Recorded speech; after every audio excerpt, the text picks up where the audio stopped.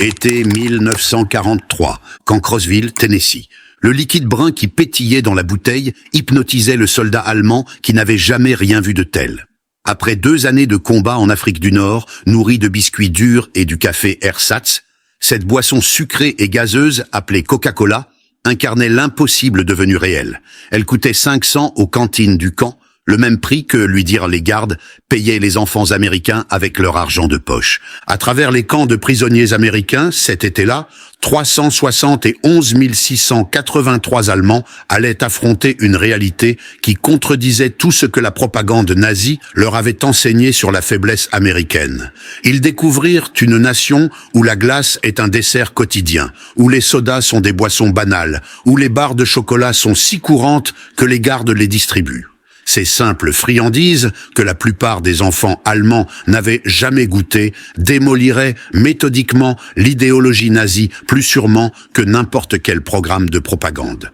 Les mathématiques de l'abondance s'écrivaient en sucre et en gaz carbonique, en chocolat et en crème glacée, révélant une capacité industrielle américaine qui faisait passer la privation allemande non pour un sacrifice noble, mais pour une souffrance inutile. Ce qui commençait comme un étonnement devant les confiseries américaines deviendrait une transformation psychologique complète. La fin du désert. La reddition du Corps Africa Corps en Tunisie, en mai 1943, fit prisonnier environ 250 000 soldats allemands et italiens. Ces vétérans du désert, qui avaient repoussé les Britanniques jusqu'en Égypte sous la conduite de Rommel, s'attendaient à un traitement cruel. La propagande nazie les avait préparés à la brutalité et à la famine américaine. Au lieu de cela, quelques heures après la capitulation, ils reçurent des rations américaines. Ces rations de campagne, que les GI dédaignaient, renfermaient des trésors, crackers, fromage fondu, bonbons, barres de fruits, café soluble, pastilles de sucre, cigarettes. Des soldats allemands, survivant depuis des mois sur des rations minimales, considéraient ces repas d'urgence comme des festins. Les registres militaires indiquent que dans les camps de transit nord-africains, l'armée américaine servait des crêpes au sirop, des œufs frais, du lait, des aliments absents des rations allemandes depuis des années. Le nourrissage systématique de l'ennemi avec une nourriture supérieure commença aussitôt, mais son impact psychologique ne serait compris que plus tard. Un officier allemand déclara plus tard à la Croix-Rouge internationale: « Nous nous attendions à être affamés. Au lieu de cela, les Américains nous ont mieux nourris que notre propre armée. » Cette confusion sur les ressources américaines fut notre première leçon. Les Liberty Ships transportant les prisonniers à travers l'Atlantique en été 1943 devinrent des classes intensives d'abondance américaine. Ces navires, produits en série à un rythme sans précédent, un achevé toutes les 42 heures au pic, emmenaient jusqu'à 30 000 prisonniers par mois vers les États-Unis. Les archives navales montrent que les rations des prisonniers à bord égalent ou dépassent celles de l'équipage, environ 3500 calories par jour, avec pain frais, viande, légumes, café sucré au lait. Les chambres froides, équipement standard sur les bateaux américains, conservaient la nourriture fraîche durant la traversée de 15 jours. Plus remarquable, des comptes rendus attestent que de la glace fut servie à plusieurs reprises. Le journal de l'USS General M. B. Stewart mentionne, le 4 juillet 1943, avoir servi de la glace aux prisonniers avec la sorbetière de bord, 10 gallons par fournée. Pour des hommes qui n'avaient plus vu de glace depuis l'avant-guerre, ce dessert surgelé au milieu de l'océan défiait la compréhension. À l'arrivée à Norfolk ou Newport News, les Allemands découvrirent une Amérique que la propagande nazie avait déclarée impossible. La base navale de Norfolk, 4300 acres avec quais et entrepôts, traitait chaque jour plus de fret que les grands ports allemands en une semaine. Dans les magasins des dockers, les prisonniers virent des rayons garnis de barres Hershey, Mars, Nestlé, vendus 500 comme partout. Le voyage vers l'intérieur par train acheva l'instruction. Au lieu de wagons à bestiaux, les prisonniers voyageaient en voiture Pullman. Les wagons restaurants servaient des repas complets. Poulet frit, légumes, tartes, café. Ce n'était pas un traitement spécial, mais le service ferroviaire américain standard, le système de camps et l'abondance matérielle. Le système de camps construit à travers le pays dépassait les exigences de la Convention de Genève. Camp Crossville, type des grands centres, lumière électrique, eau chaude, de WC, baraques chauffées. Mais ce furent les PX, Post Exchange, qui frappèrent le plus. Les registres du Quartermaster montrent Coca-Cola, Pepsi, Dr Pepper, RC Cola, dizaines de barres chocolatées, glace quand la réfrigération le permettait, cigarettes, fruits frais, bière 3,2%. Les prisonniers gagnaient 80 centimes par jour de travail, bientôt $1. Une barre à 500, un coca à 500, une journée permettait d'acheter 16 friandises impensables en Allemagne, où pareil produit exigeait des relations spéciales. Coca-Cola, le symbole de la démocratie industrielle. Coca-Cola devint le symbole de la démocratie industrielle. L'entreprise produisit 5 milliards de bouteilles en 1943 seulement. Le contrat militaire garantissait le soda à 500 pour tout soldat américain dans le monde, exigeant une logistique sans précédent. Les prisonniers découvrirent que cette boisson, inconnue pour la plupart avant la capture, était partout, distributeurs, stations-service, écoles. Des Américains de toutes classes la buvaient à demi, jetèrent la bouteille inachevée. L'uniformité du goût, identique du Maine au Texas, stupéfiait les techniciens. Un contrôle qualité au-dessus de tout ce que l'industrie allemande atteignait. Le sirop concentré d'Atlanta, distribué à des usines de conditionnement national, incarnait une coordination industrielle qui ruinait le mythe du chaos américain. Les archives Coca-Cola attestent que la plupart des camps recevaient 200 à 300 caisses par semaine, 24 bouteilles chacune. Camp Hearn, Texas, consomma environ 7000 bouteilles hebdomadaires l'été 1943. La glace, un luxe devenu banal. La glace dans les camps paraissait impossible à des Allemands qui n'en voyaient plus depuis 1939. Pourtant, les registres de l'armée confirment, glace servit régulièrement l'été dans les camps réfrigérés. L'état-major la jugeait essentielle au moral. Des navires sorbetières furent même construits pour la flotte du Pacifique. À Camp Shelby, Mississippi, le 4 juillet 1943, on fit de la glace sur place. Les prisonniers regardaient les sorbetières manuelles produire des gallons avec glace, sel, crème, sucre, arômes. L'usage dégagé de ressources rares, glace en juillet, crème, sucre pour un divertissement, démontrait des priorités insondables.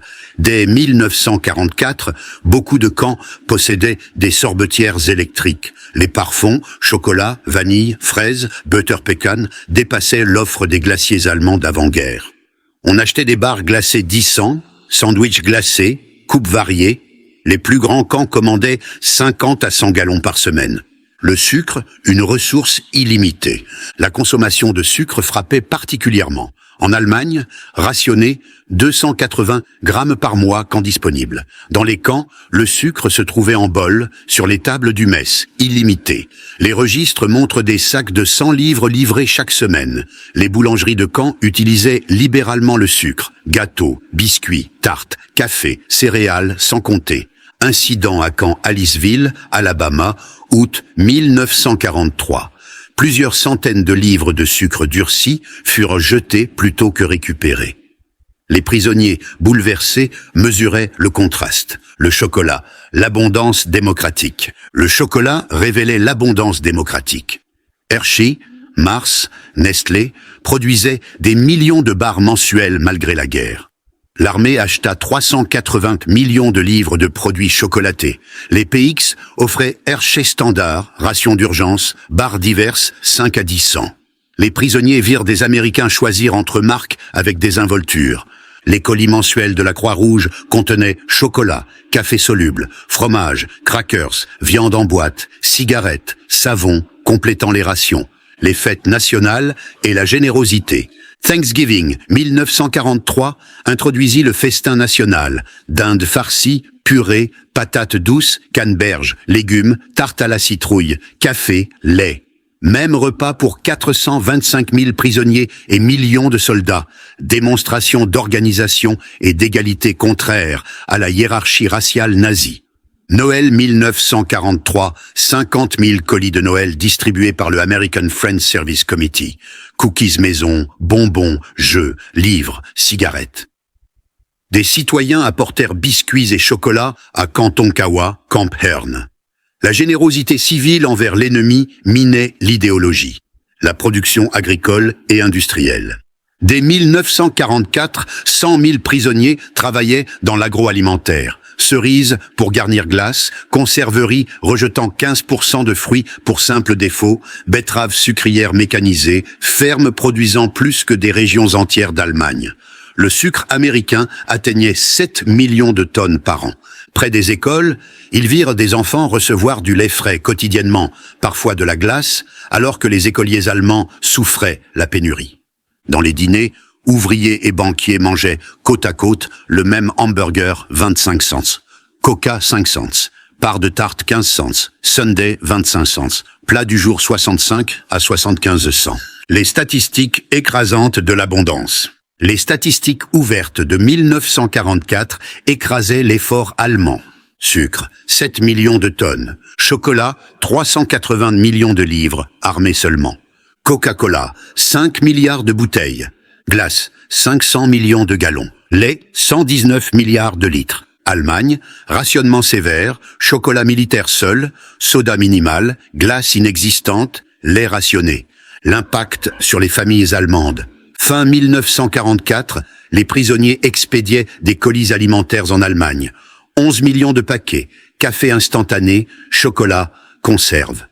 Familles affamées recevaient l'abondance du fils prisonnier, bouleversant la croyance nazie. Le rationnement américain dévoilait l'abîme. Sucre, 2 livres par mois, 3 fois l'allocation allemande. Viande, 28 onces hebdo, plus que le mois allemand. Achat réel, 1944, 73 livres de sucre par habitant, 10 fois l'allemand. L'industrie américaine des sodas, Pepsi, Dr Pepper, RC, Orange Crush, marque régionale, milliards de bouteilles, dizaines par citoyen, réseau jusqu'au plus petit village, dépassant des secteurs entiers de la production allemande. La fin de la guerre est le contraste ultime. Printemps 1945. Les actualités montrent des GI distribuant chocolat et chewing-gum à des enfants allemands hilares. Le contraste final, soldats américains avancent avec assez de bonbons pour faire plaisir, tandis que l'État, promettant la victoire, livre la famine. Le retour et l'héritage. 1945 à 1946, rapatriés, les prisonniers avaient grossi, leurs familles maigries. Ils rapportèrent les derniers colis Croix-Rouge. Chocolat, café, conserves devinrent trésors familiaux. Des enfants, oubliant le chocolat, reçurent des barres Hershey de père qui avaient mangé de la glace en camp. D'anciens prisonniers de guerre devinrent avocats du plan de Marshall. Ils avaient vu l'abondance, non zéro somme, la prospérité par production, non par conquête. Leur témoignage influença l'acceptation de l'aide américaine. Le miracle économique allemand des années 1950 s'appuya partiellement sur ces leçons. Standardisation, production de masse, abondance pour tous, marché démocratique. Coca-Cola revint en 1949. Glacier soda fleurirent, supermarché introduit par d'anciens prisonniers. En 1975, un officier de l'Africa Corps, nous pensions battre une Amérique faible. Nous avons trouvé une nation capable d'offrir de la glace à ses ennemis. Nous avions perdu plus qu'une guerre, notre vision du monde. En 1985, un autre. Mon premier coca fut comme boire l'avenir, sucré, pétillant, inutile, accessible à tous pour un nickel. Tout ce que le Troisième Reich n'était pas, abondant, démocratique, joyeux. Les enfants de prisonniers, attirés par ces récits, vinrent étudier ou travailler en Amérique, trouvant réel ce qui avait paru fabuleux. Aujourd'hui, 1400 McDonald's en Allemagne, Coca-Cola partout, glace banale. La leçon demeure. Transformé par abondance plutôt que par privation, par générosité plutôt que par haine. Les hommes qui n'en croyaient pas leurs yeux devant Coca-Cola et glace devinrent les témoins privilégiés de la démocratie. Une société assez riche pour gaspiller sans souci, assez forte pour servir un sundae à l'ennemi par une chaude journée d'été. Ils étaient en partie croyants à la supériorité allemande. Ils revinrent, sachant que la force américaine résidait dans une capacité productive telle qu'elle pouvait offrir du coca à 500 à ses prisonniers. La guerre avait été gagnée par générosité, l'idéologie vaincue par une glace, le monde bouleversé par des sodas. Ils avaient goûté la démocratie. Elle était sucrée. Été 1943, Cancrosville, Tennessee. Le liquide brun qui pétillait dans la bouteille hypnotisait le soldat allemand qui n'avait jamais rien vu de tel.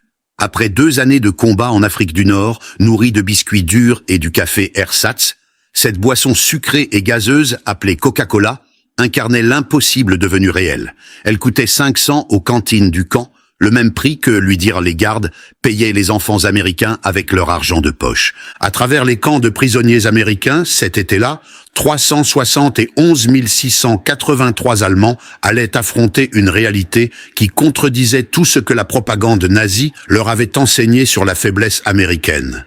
Ils découvrirent une nation où la glace est un dessert quotidien, où les sodas sont des boissons banales, où les barres de chocolat sont si courantes que les gardes les distribuent. Ces simples friandises, que la plupart des enfants allemands n'avaient jamais goûtées, démoliraient méthodiquement l'idéologie nazie plus sûrement que n'importe quel programme de propagande. Les mathématiques de l'abondance s'écrivaient en sucre et en gaz carbonique, en chocolat et en crème glacée, révélant une capacité industrielle américaine qui faisait passer la privation allemande non pour un sacrifice noble, mais pour une souffrance inutile. Ce qui commençait comme un étonnement devant les confiseries américaines deviendrait une transformation psychologique complète. La fin du désert. La reddition du Corps Africa Corps en Tunisie, en mai 1943, fit prisonnier environ 250 000 soldats allemands et italiens. Ces vétérans du désert, qui avaient repoussé les Britanniques jusqu'en Égypte sous la conduite de Rommel, s'attendaient à un traitement cruel. La propagande nazie les avait préparés à la brutalité et à la famine américaine. Au lieu de cela, quelques heures après la capitulation, ils reçurent des rations américaines. Ces rations de campagne, que les GI dédaignaient, renfermaient des trésors: crackers, fromage fondu, bonbons, barres de fruits, café soluble, pastilles de sucre, cigarettes. Des soldats allemands, survivant depuis des mois sur des rations minimales, considéraient ces repas d'urgence comme des festins. Les registres militaires indiquent que dans les camps de transit nord-africains, l'armée américaine servait des crêpes au sirop, des œufs frais, du lait, des aliments absents des rations allemandes depuis des années. Le nourrissage systématique de l'ennemi avec une nourriture supérieure commença aussitôt, mais son impact psychologique ne serait compris que plus tard. Un officier allemand déclara plus tard à la Croix-Rouge internationale: « Nous nous attendions à être affamés. Au lieu de cela, les Américains nous ont mieux nourris que notre propre armée. » Cette confusion sur les ressources américaines fut notre première leçon. Les Liberty Ships transportant les prisonniers à travers l'Atlantique en été 1943 devinrent des classes intensives d'abondance américaine. Ces navires, produits en série à un rythme sans précédent, un achevé toutes les 42 heures au pic, emmenaient jusqu'à 30 000 prisonniers par mois vers les États-Unis. Les archives navales montrent que les rations des prisonniers à bord égalent ou dépassent celles de l'équipage, environ 3500 calories par jour, avec pain frais, viande, légumes, café sucré au lait. Les chambres froides, équipement standard sur les bateaux américains, conservaient la nourriture fraîche durant la traversée de 15 jours. Plus remarquable, des comptes rendus attestent que de la glace fut servie à plusieurs reprises. Le journal de l'USS General M. B. Stewart mentionne, le 4 juillet 1943, avoir servi de la glace aux prisonniers avec la sorbetière de bord, 10 gallons par fournée. Pour des hommes qui n'avaient plus vu de glace depuis l'avant-guerre, ce dessert surgelé au milieu de l'océan défiait la compréhension. À l'arrivée à Norfolk ou Newport News, les Allemands découvrirent une Amérique que la propagande nazie avait déclarée impossible. La base navale de Norfolk, 4300 acres avec quais et entrepôts, traitait chaque jour plus de fret que les grands ports allemands en une semaine. Dans les magasins des dockers, les prisonniers virent des rayons garnis de barres Hershey, Mars, Nestlé, vendus 500 comme partout. Le voyage vers l'intérieur par train acheva l'instruction. Au lieu de wagons à bestiaux, les prisonniers voyageaient en voiture Pullman. Les wagons restaurants servaient des repas complets. Poulet frit, légumes, tartes, café. Ce n'était pas un traitement spécial, mais le service ferroviaire américain standard, le système de camps et l'abondance matérielle. Le système de camps construit à travers le pays dépassait les exigences de la Convention de Genève. Camp Crossville, type des grands centres, lumière électrique, eau chaude, de WC, baraques chauffées. Mais ce furent les PX, Post Exchange, qui frappèrent le plus. Les registres du Quartermaster montrent Coca-Cola, Pepsi, Dr Pepper, RC Cola, dizaines de barres chocolatées, glace quand la réfrigération le permettait, cigarettes, fruits frais, bière 3,2%. Les prisonniers gagnaient 80 centimes par jour de travail, bientôt $1. Une barre à 500, un coca à 500, une journée permettait d'acheter 16 friandises impensables en Allemagne, où pareil produit exigeait des relations spéciales. Coca-Cola, le symbole de la démocratie industrielle. Coca-Cola devint le symbole de la démocratie industrielle. L'entreprise produisit 5 milliards de bouteilles en 1943 seulement. Le contrat militaire garantissait le soda à 500 pour tout soldat américain dans le monde, exigeant une logistique sans précédent. Les prisonniers découvrirent que cette boisson, inconnue pour la plupart avant la capture, était partout, distributeurs, stations-service, écoles. Des Américains de toute classe la buvaient à demi, jetaient la bouteille inachevée. L'uniformité du goût, identique du Maine au Texas, stupéfiait les techniciens. Un contrôle qualité au-dessus de tout ce que l'industrie allemande atteignait. Le sirop concentré d'Atlanta, distribué à des usines de conditionnement nationales, incarnait une coordination industrielle qui ruinait le mythe du chaos américain. Les archives Coca-Cola attestent que la plupart des camps recevaient 200 à 300 caisses par semaine, 24 bouteilles chacune. Camp Hearn, Texas, consomma environ 7000 bouteilles hebdomadaires l'été 1943. La glace, un luxe devenu banal. La glace dans les camps paraissait impossible à des Allemands qui n'en voyaient plus depuis 1939. Pourtant, les registres de l'armée confirment, glace servit régulièrement l'été dans les camps réfrigérés. L'état-major la jugeait essentielle au moral. Des navires sorbetières furent même construits pour la flotte du Pacifique. À Camp Shelby, Mississippi, le 4 juillet 1943, on fit de la glace sur place. Les prisonniers regardaient les sorbetières manuelles produire des gallons avec glace, sel, crème, sucre, arômes. L'usage dégagé de ressources rares, glace en juillet, crème, sucre pour un divertissement, démontrait des priorités insondables. Dès 1944, beaucoup de camps possédaient des sorbetières électriques. Les parfums, chocolat, vanille, fraises, butter pecan dépassaient l'offre des glaciers allemands d'avant-guerre. On achetait des barres glacées 10 sandwichs glacés, coupes variées. Les plus grands camps commandaient 50 à 100 gallons par semaine. Le sucre, une ressource illimitée. La consommation de sucre frappait particulièrement. En Allemagne, rationné 280 grammes par mois quand disponible. Dans les camps, le sucre se trouvait en bol, sur les tables du mess, illimité. Les registres montrent des sacs de 100 livres livrés chaque semaine. Les boulangeries de camp utilisaient libéralement le sucre. Gâteaux, biscuits, tartes, café, céréales, sans compter. Incident à Camp Aliceville, Alabama, août 1943. Plusieurs centaines de livres de sucre durci furent jetés plutôt que récupérés. Les prisonniers, bouleversés, mesuraient le contraste. Le chocolat, l'abondance démocratique. Le chocolat révélait l'abondance démocratique. Hershey, Mars, Nestlé produisaient des millions de barres mensuelles malgré la guerre. L'armée acheta 380 millions de livres de produits chocolatés. Les PX offraient Hershey Standard, rations d'urgence, barres diverses, 5 à 10 cents. Les prisonniers virent des Américains choisir entre marques avec des involtures. Les colis mensuels de la Croix-Rouge contenaient chocolat, café soluble, fromage, crackers, viande en boîte, cigarettes, savon, complétant les rations, les fêtes nationales et la générosité. Thanksgiving 1943 introduisit le festin national, dinde farcie, purée, patates douces, canneberges, légumes, tarte à la citrouille, café, lait. Même repas pour 425 000 prisonniers et millions de soldats. Démonstration d'organisation et d'égalité contraire à la hiérarchie raciale nazie. Noël 1943, 50 000 colis de Noël distribués par le American Friends Service Committee. Cookies maison, bonbons, jeux, livres, cigarettes.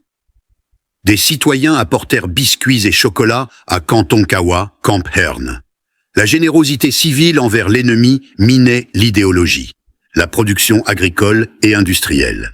Dès 1944, 100 000 prisonniers travaillaient dans l'agroalimentaire. Cerises pour garnir glace, conserverie rejetant 15% de fruits pour simple défaut, betteraves sucrières mécanisées, fermes produisant plus que des régions entières d'Allemagne. Le sucre américain atteignait 7 millions de tonnes par an. Près des écoles, ils virent des enfants recevoir du lait frais quotidiennement, parfois de la glace, alors que les écoliers allemands souffraient la pénurie. Dans les dîners, ouvriers et banquiers mangeaient côte à côte le même hamburger 25 cents, Coca 5 cents, part de tarte 15 cents, Sundae 25 cents, plat du jour 65 à 75 cents. Les statistiques écrasantes de l'abondance. Les statistiques ouvertes de 1944 écrasaient l'effort allemand. Sucre, 7 millions de tonnes. Chocolat, 380 millions de livres, armés seulement. Coca-Cola, 5 milliards de bouteilles. Glace, 500 millions de gallons. Lait, 119 milliards de litres. Allemagne, rationnement sévère, chocolat militaire seul, soda minimal, glace inexistante, lait rationné.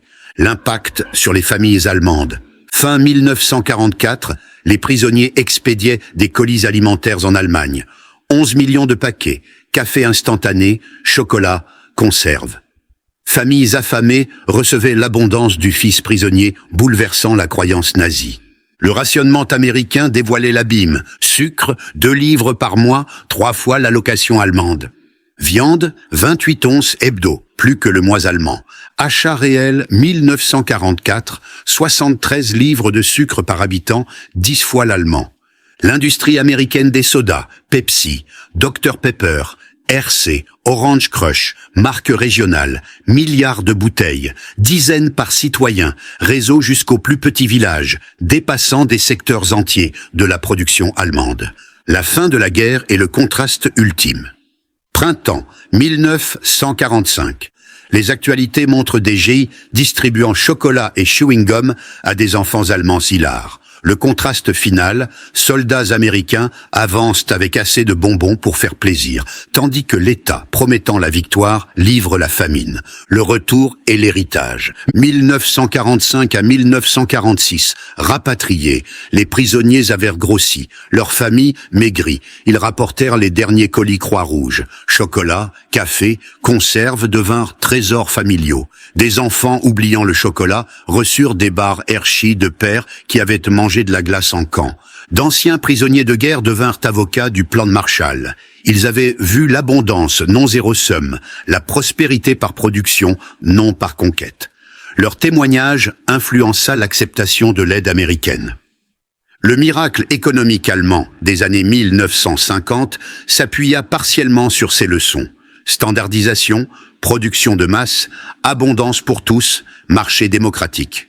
Coca-Cola revint en 1949. Glacier soda fleurirent, supermarché introduit par d'anciens prisonniers. En 1975, un officier de l'Africa Corps, nous pensions battre une Amérique faible. Nous avons trouvé une nation capable d'offrir de la glace à ses ennemis. Nous avions perdu plus qu'une guerre, notre vision du monde. En 1985, un autre. Mon premier coca fut comme boire l'avenir, sucré, pétillant, inutile, accessible à tous pour un nickel. Tout ce que le Troisième Reich n'était pas, abondant, démocratique, joyeux. Les enfants de prisonniers, attirés par ces récits, vinrent étudier ou travailler en Amérique, trouvant réel ce qui avait paru fabuleux. Aujourd'hui, 1400 McDonald's en Allemagne, Coca-Cola partout, glace banale. La leçon demeure. Transformé par abondance plutôt que par privation, par générosité plutôt que par haine. Les hommes qui n'en croyaient pas leurs yeux devant Coca-Cola et glace devinrent les témoins privilégiés de la démocratie. Une société assez riche pour gaspiller sans souci, assez forte pour servir un sundae à l'ennemi par une chaude journée d'été. Ils étaient en partie croyants à la supériorité allemande. Ils revinrent, sachant que la force américaine résidait dans une capacité productive telle qu'elle pouvait offrir du coca à 500 à ses prisonniers. La guerre avait été gagnée par générosité, l'idéologie vaincue par une glace, le monde bouleversé par des sodas. Ils avaient goûté la démocratie. Elle était sucrée.